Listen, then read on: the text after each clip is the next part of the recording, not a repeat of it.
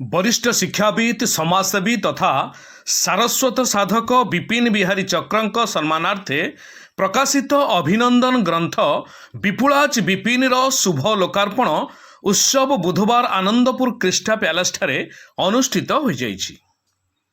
प्रतिभा प्रणाम मंच पक्षरु केंद्र साहित्य एकाडेमी पुरस्कार प्राप्त साहित्यिक डॉक्टर रामचंद्र नायकंक पौराहित्य अनुष्ठित उक्त कार्यक्रम रे प्राक्तन मंत्री वरिष्ठ अर्थनैतिज्ञ डॉक्टर प्रफुल्ल चंद्र घड़ाई, पूर्वतन पीसीसी सभापति तथा प्राक्तन मंत्री निरंजन पटनायक, घसीपुरा विधायक बद्रीनारायण पात्र, समाजसेवी डॉक्टर शंभुनाथ राउत प्रमुख अतिथि भावे योगदान करी विपिन बिहारी चक्रंकु संबर्धना प्रदान करथिले।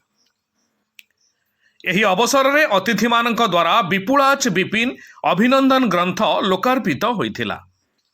प्रतिभा प्रणाम मंचर आवाहक साहित्यिक रत्नाकर दास अतिथि परिचय प्रदान करथिले।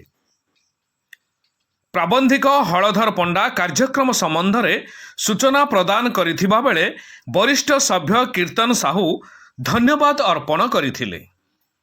Bureau report Mahagiri news.